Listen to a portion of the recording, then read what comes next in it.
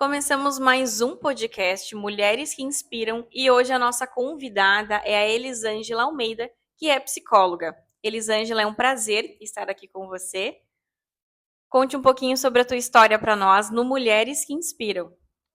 Então, primeiramente, obrigada pelo convite, né? Achei tão agradável, né, ser convidada então para as mulheres que inspiram. Eu sou Elisângela, filha da terra de Giruá, né? Então nascida, criada aqui há seus cerca de 40 anos, 41 anos que eu tenho. Elisângela Almeida dos Santos, meu nome, né?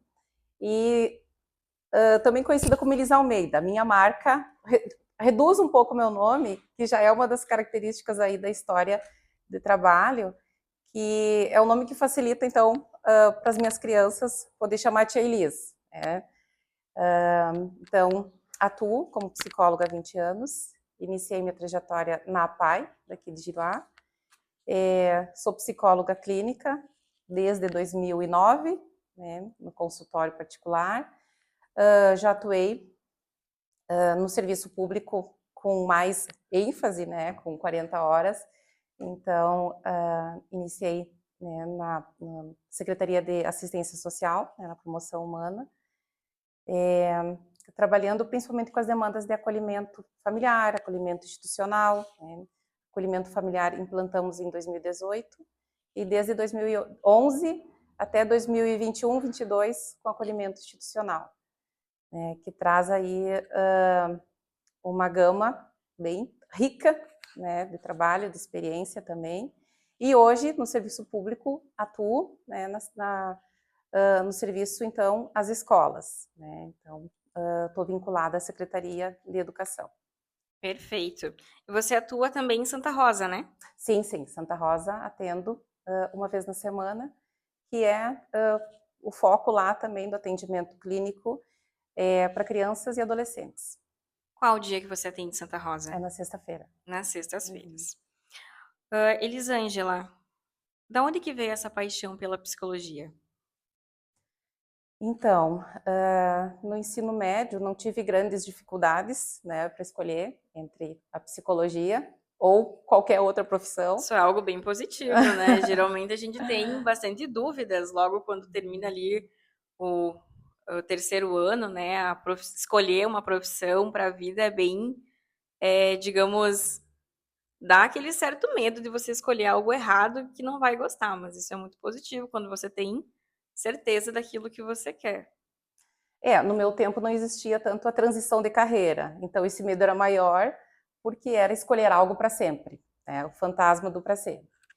Mas acredito que eu já tinha uma habilidade, né, genuína de escuta, né? Então, minhas amigas dizem, né, de estar aconselhando, mas de escuta e acolhimento, né? Assim, das situações, dúvidas, anseios, né? Então, desde lá, era poder me dispor a auxiliar também, né, a quem precisasse de mim, para não necessariamente resolver, né? Porque a gente tem uma outra compreensão do que é resolver os conflitos, né? Sim. Mas de um reposicionamento subjetivo, né? De estar lidando com as demandas da vida. E também tinha um grande desejo em conhecer a mente humana, né? Que além da mente, né, isso se expande então para os aspectos subjetivos, né, psíquicos, emocionais, então daquilo que caracteriza, né, o nosso viver. E hoje você conseguiu compreender um pouquinho da mente humana? Ela é bem Aí, complexa, né? ainda estou em investigação, né? Quase 20 anos passados, ainda tem muito que a gente descobrir. Claro, claro. E conta um pouquinho sobre você. Você é casada, tem filhos? Então, sou mãe do Manuel, né? De 5 aninhos. É a minha principal, melhor experiência, vivência, né? Ele, suas inventices de vida. E a maternidade traz algo para a vida de ressignificar, né? Posso dizer que hoje eu sou, então, uma mulher, uma pessoa ressignificada a partir da maternidade. Que bom, que bom. E aqui em Giruá, quais, além da promoção humana, quais outros lugares que você atuou? Eu também trabalhei no CFC, né, que era avaliação psicológica, então, do conhecido e muito temido psicotécnico, né? E existia um Uhum. medo, né? A gente tinha um medo que ia ser Sim. barrada no teste psicológico. Existia esse medo, né? De que, Uhum. não, o primeiro teste que eu não vou passar e que tecnicamente seria o mais fácil era o psicológico, né? Mas existia aquele medo de que, não, eu acho que eu não vou É. passar, será que eu passei ali? É algo bastante cultural, assim, enraizado, né, no sentido de que estou me colocando diante de uma avaliação, ou um primeiro contato com uma psicóloga, né? Então, há esse temor de ela vai me reprovar, né?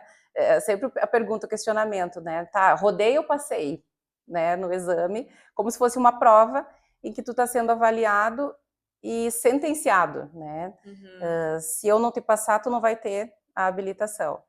E é mais um mito, né? Algo construído socialmente, porque não é bem assim.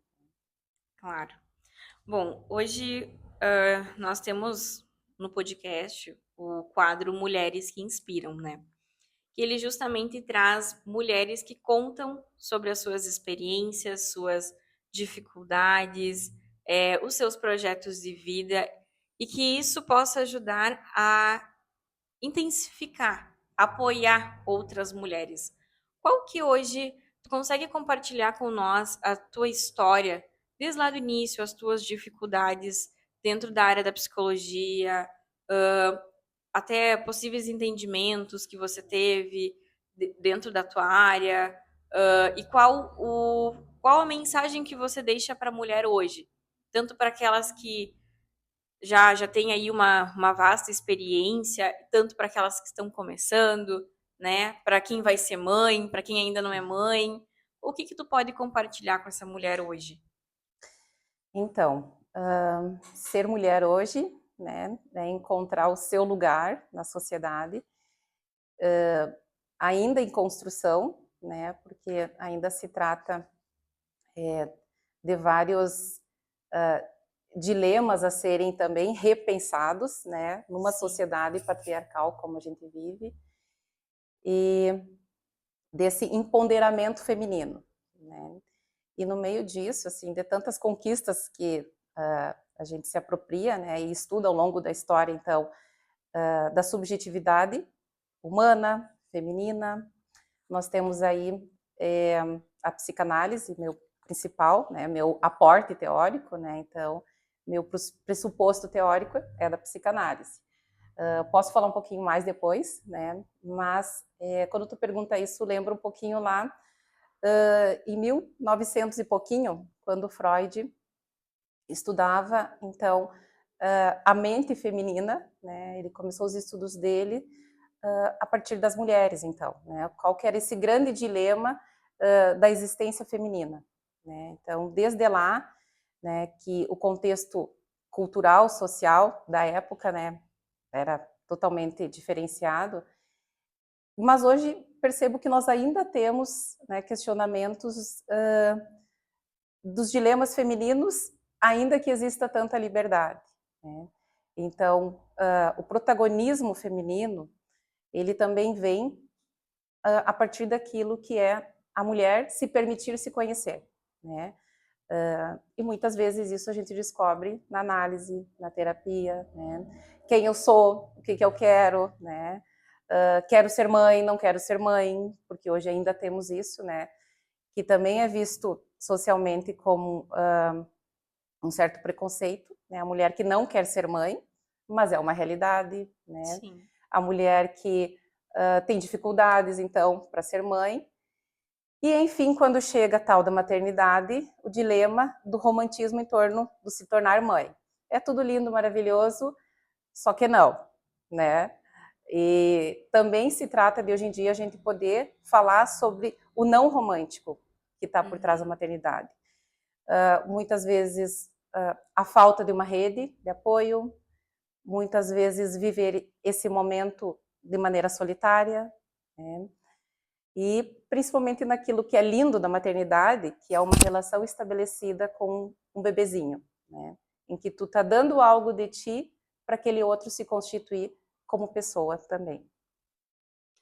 Quando, nos aprofundando um pouco mais nisso, dentro da maternidade, quando a gente não possui essa rede de apoio, né? A gente fala muito em romantizar a maternidade. Quando a gente não possui essa rede de apoio, quais são os problemas que isso gera na mulher posteriormente? E isso pode vir a atingir também a criança?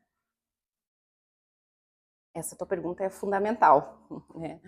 Até para que a gente possa ir pensando um pouquinho alguns aspectos que repercute, sim, primeiramente, na relação, né, dessa mulher que agora é mãe, deixa de ser mulher, continua sendo mulher, quando é o seu momento de ser mulher, já que está ali, né, numa doação completa e total Uhum. para aquele ser que, naquele primeiro momento, vive uma dependência absoluta, né? E sim, o bebezinho primeiramente precisa, até um bom tempo, desse adulto que possa exercer essa atividade, esse exercício da maternidade de forma exclusiva, né? Isso suga energia, né? Assim, acontece uma grande confusão mental aí, né? Até para essa compreensão de quem eu sou, de quem eu fui e quem eu vou me tornar a partir daqui. E nessa confusão, né, do que é de mim a partir desse bebê, muitas mulheres têm a depressão pós-parto, né? E muitas vezes ela acontece de forma silenciosa. Muitas mulheres nem percebem que estão vivenciando um sofrimento. Uhum. E em outras situações, a depressão pós-parto ela já é algo mais escancarado, vamos dizer assim, né? Que é difícil eu me doar por completo, porque o que eu perdi de mim? O que eu tenho que reencontrar de mim? Né? Então, alguns dos desafios, dos dilemas aí, né, do tornar-se mãe, e que sim, né, quando tu perguntou aí, né, daquilo que é vivenciado nessa relação e o bebê, ele recebe, né, essas emoções que lá na mãe estão confusas. Hoje você tem bastante pacientes mulheres? Sim. É, Mães, não mães. no geral. Como que seria essa rede de apoio, por exemplo, dentro da maternidade? Seria a presença do pai, da família? E qual que seria a dica, por exemplo, para uma pessoa que já tem noção que não vai ter essa rede de apoio? Né? O que você dá de sugestão para que ela possa trabalhando isso no psicológico dela? Também é bem importante isso, né? Porque a gente tem um ideal do que é uma rede de apoio. Né? A rede de apoio, então, a priori, é aquela estrutura familiar nuclear. Né? Uhum. É mãe, marido, bebê. E nós temos diferentes configurações familiares também, né? Atualmente, na modernidade, e que a rede de apoio, ela ela pode e precisa se expandir, né? A rede de apoio pode ser uma madrinha, uma comadre, né? Uma avó, Uma uma amiga? amiga, né? Também a babá, às vezes a gente esquece que a babá é uma rede de apoio, mas é fantástico, né? Poder contar com alguém que a Sim. gente possa confiar naquele momento que a gente precisa descansar, né? Quando a mãe precisa voltar ao mercado de trabalho, né? Ter aquela referência que vai continuar destinando os cuidados para o bebê. Então, a rede de apoio ela pode ser muito mais ampla do que a gente imagina. Mas uma dica seria, além da mulher precisar ir em busca da sua rede de apoio, que as pessoas que possam ser rede de apoio percebam, né, essa possibilidade que nem sempre a mãe vai pedir. Né?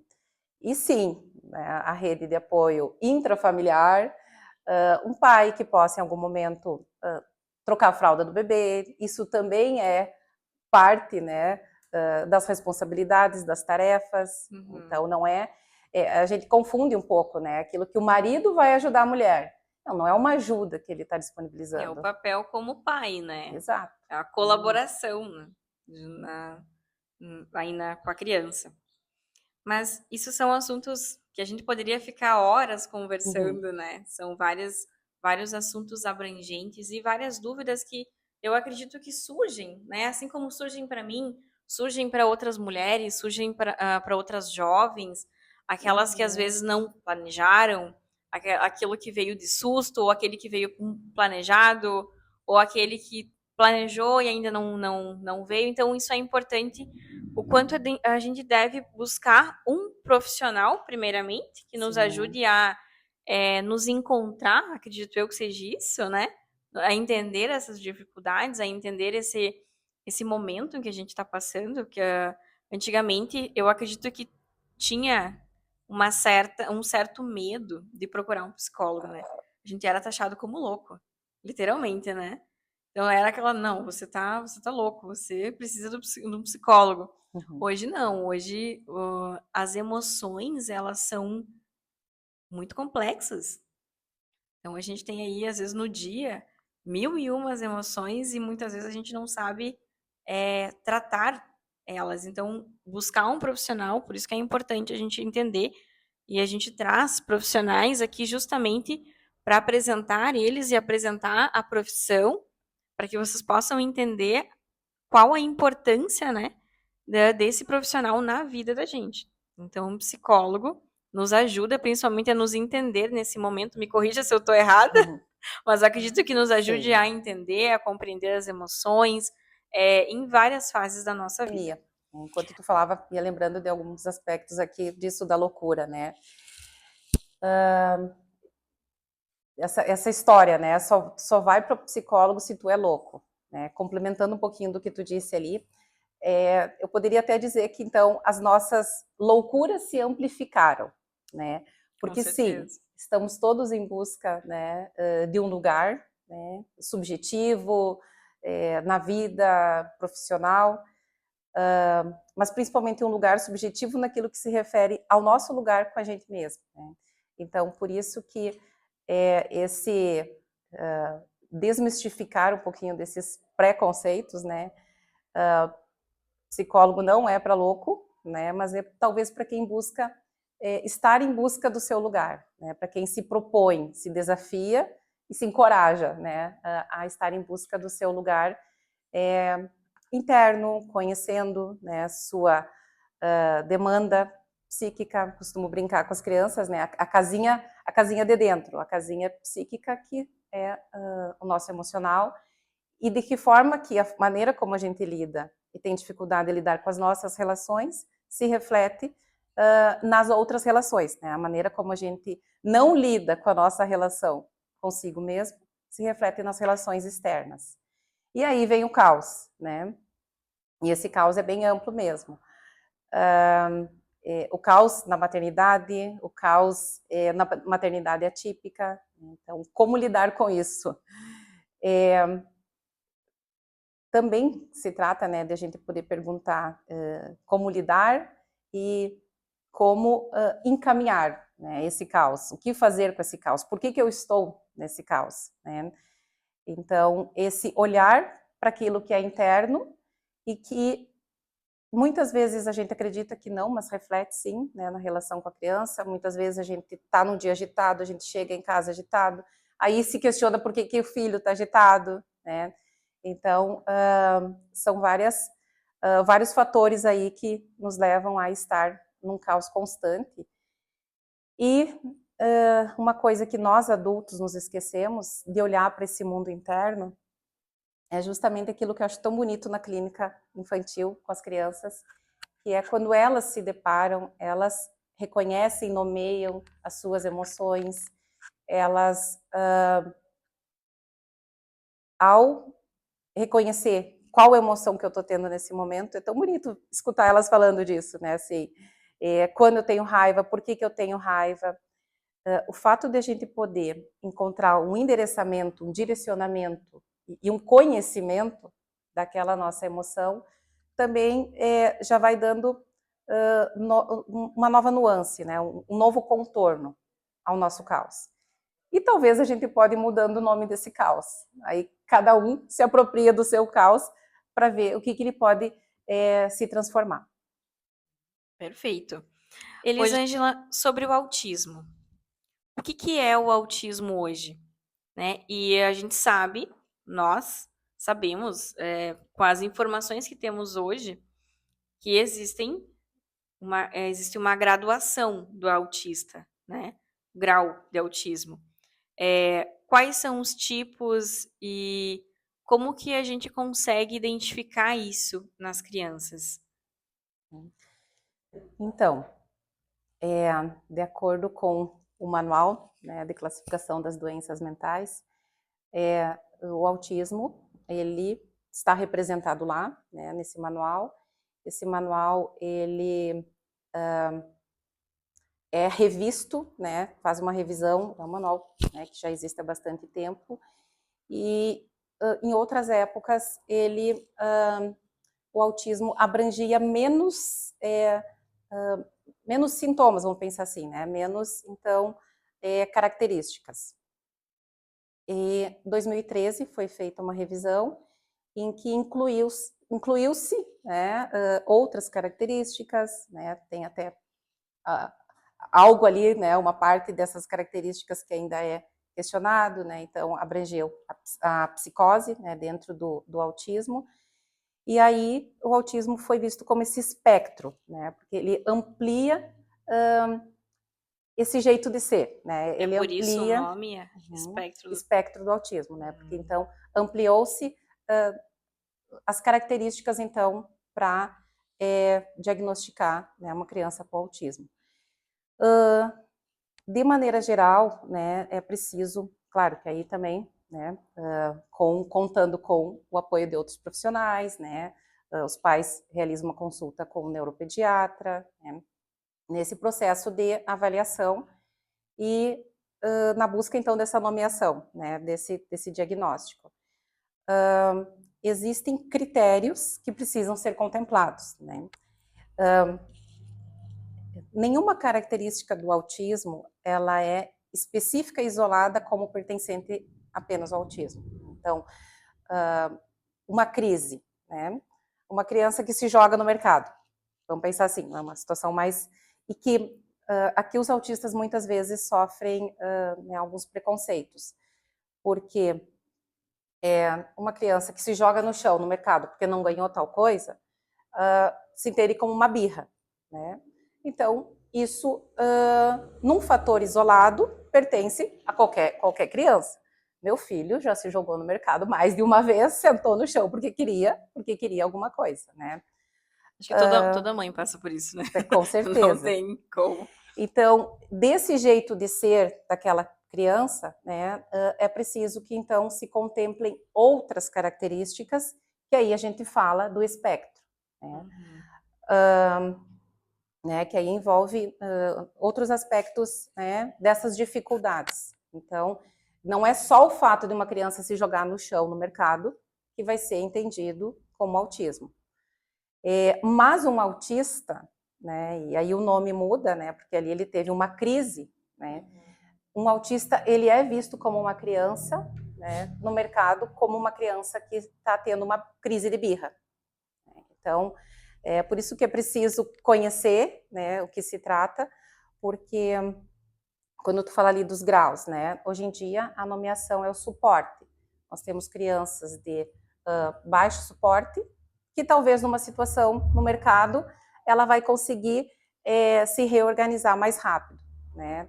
Ela vai conseguir ter isso da regulação emocional, daquele descontrole, né, que gerou toda aquela crise, talvez vai se recuperar mais rápido que uma criança de suporte 3, né?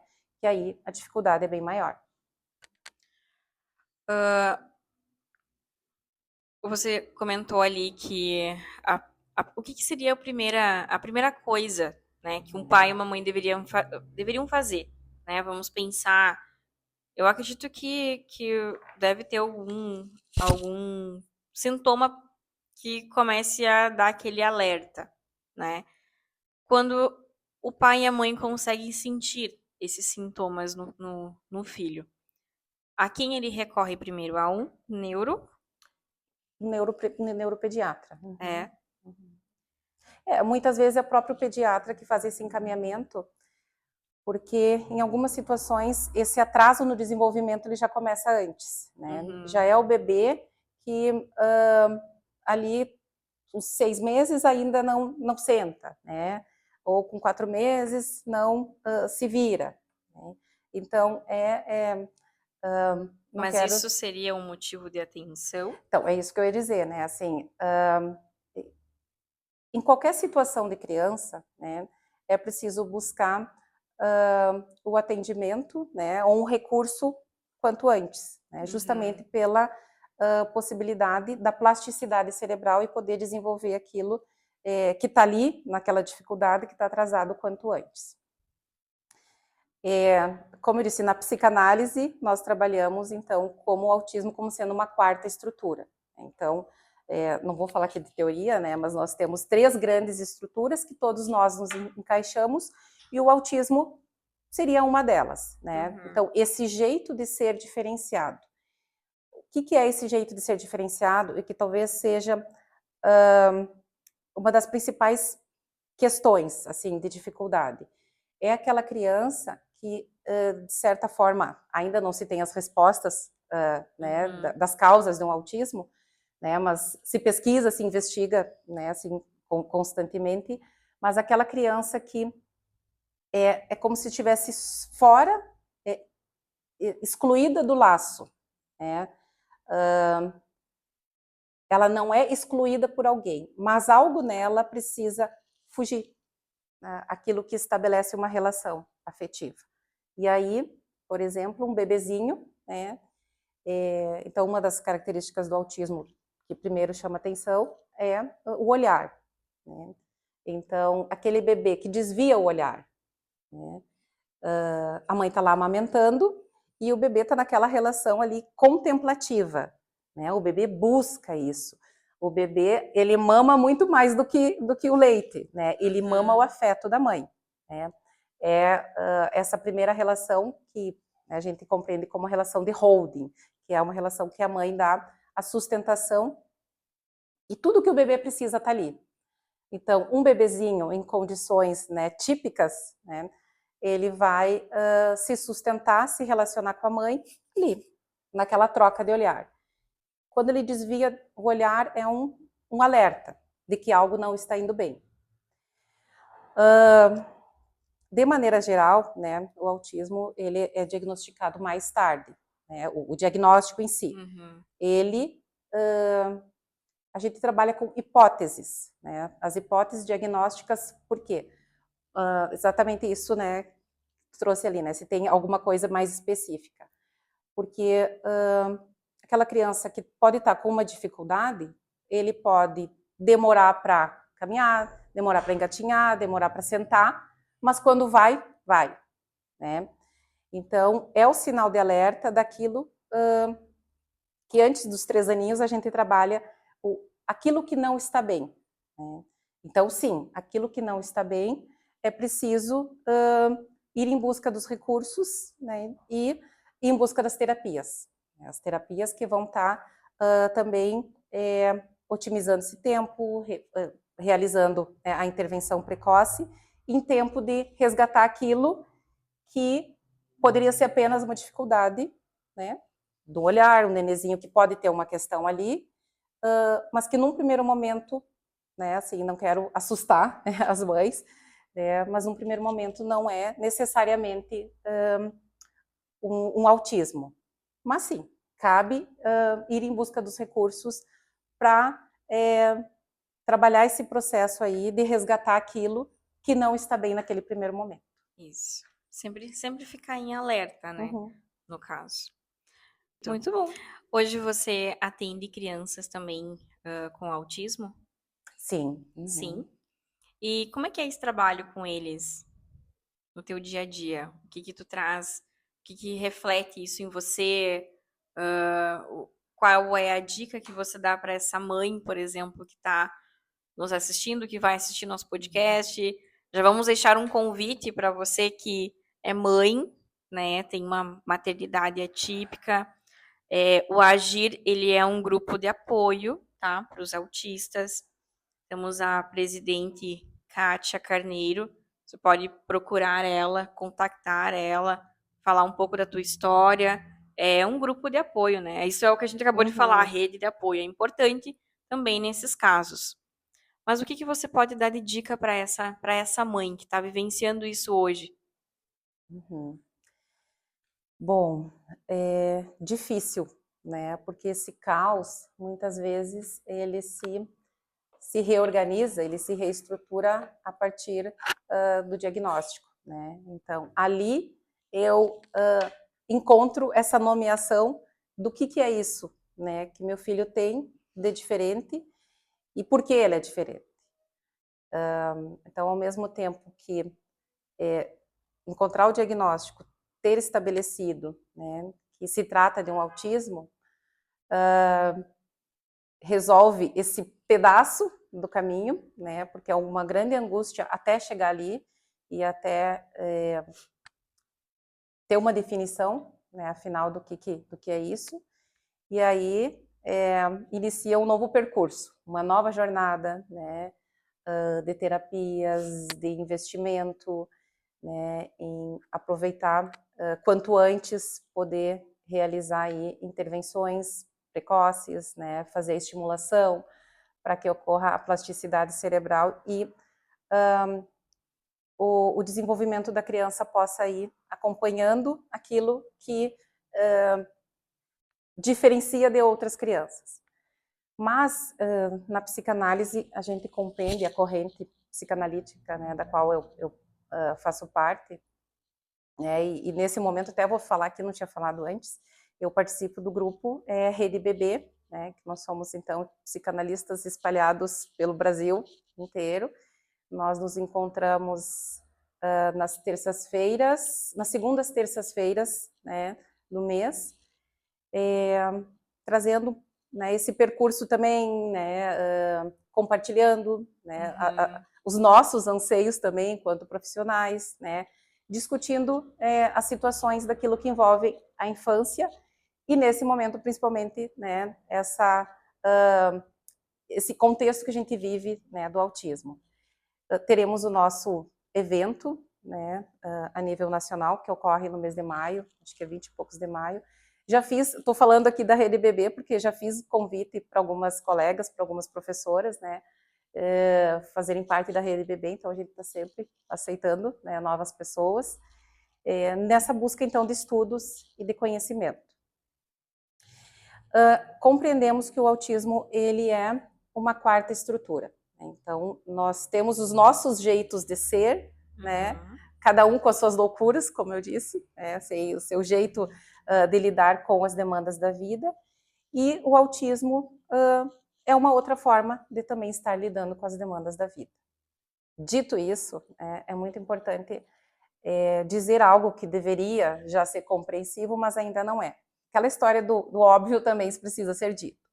Né? Então, não é uma doença, né, primeiramente, é um jeito de ser peculiar, né, Uhum. diferenciado, e que na clínica com a criança a gente vai descobrindo, né, juntos, né, a família vai descobrindo juntos também a partir desse diagnóstico novas formas então de se inventar, né, naquela relação, na infância, né, então ir se descobrindo como pais também, né, trabalhando a paciência que muitas vezes vai precisar, que todos nós precisamos, né, Sim. diante de alguma situação, né, de uma regulação emocional do filho, né, então também descobrir esse jeitinho da criança e o que eu posso, no jeitinho dela, me colocar ali, me implicar ali. Né? Para cada vez mais essa criança conseguir fazer parte do contexto, né? Se inserir naquilo que ela apresenta as suas dificuldades e de que forma que essas dificuldades podem ser compreendidas, mas também reorganizadas.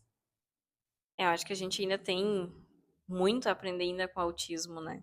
Sim. Temos principalmente quem é leigo, quem não, às vezes não tem alguém na família, até para você conseguir se comportar quando alguém quando a criança está numa situação de crise. Bom, e tudo isso vai ser conversado no workshop.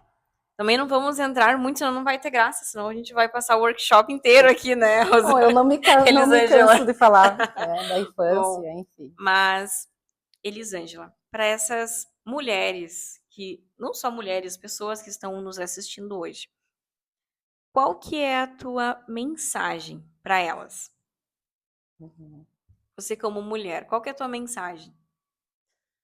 Bom, também buscar, né, em si, a sua fonte de inspiração, né, que todas nós aí temos nossas particularidades, peculiaridades, dificuldades, né, em diferentes situações de vida, em diferentes contextos, né, em diferentes momentos, e que a gente possa ir encontrando. Às vezes são até em pequenas situações do dia a dia, né, encontrando sentido, ressignificando aí a vida. Até vou dar um exemplo assim que eu estava falando antes, estava me ocorrendo, né? Quando o meu pequeno chegou em casa e falou algo assim do tipo, fulaninho é não sei o que lá, né, usou o termo do personagem. Uhum. E quando eu escutei aquilo, assim, falando de uma situação de autismo, né? Eu escutei aquilo e eu disse, nossa, que legal que ele é esse personagem. Então, se é assim, eu também quero ser a mamãe super-herói, né? E aí o meu pequeno olhou assim e ficou, o Manuel, né, o amor da minha vida, o Manuel olhou para mim e ficou assim, como assim a mamãe super-herói? Então, isso é trazer um simbólico, né, para ressignificar esse aspecto, né? Então, fazendo o link com o autismo, né, nesse sentido. Então, naquilo que o autismo é um jeito de ser diferente, como que eu também posso me aproximar daquele que é diferente? E simbolizar algo, né? Naquele momento, assim, quando o Manuel olha para mim, tá, mas a minha mamãe também pode ser um personagem, a vida se torna, né, mais colorida, né? E com a infância, de maneira geral, a gente trabalha o lúdico, o brincar, e ali inclui a fantasia. E então, como mensagem final, né, já me delonguei, deixo aí para as mulheres, talvez pensando isso, né, como colocar na vida, que às vezes tem tantas exigências, né, tem uma dureza muito grande, como trazer algo do lúdico, algo da infância, algo da fantasia, do simbólico de, vou dizer, o ressonhar, porque às vezes a gente esquece de sonhar. Então, como se conectar, se inspirar novamente com os próprios sonhos. Lembrando que, como a infância é um terreno que a gente pisa a vida inteira, né, talvez se apropriar e resgatar algo do nosso infantil com a gente mesmo, mas também com a nossa criança. Muito bom. Tivemos um momento de terapia gratuita.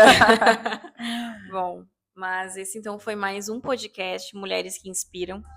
E a Elisângela trouxe um pouco da sua vivência, da sua vida, compartilhando algumas histórias, algo de si, e também compartilhando o seu profissional e nos trazendo dicas. Então, vale muito a pena ouvir esse podcast novamente. Se você tem alguém que você acha que precise de um apoio, de uma rede de apoio, que você possa ver que esse podcast vai ser importante para ela.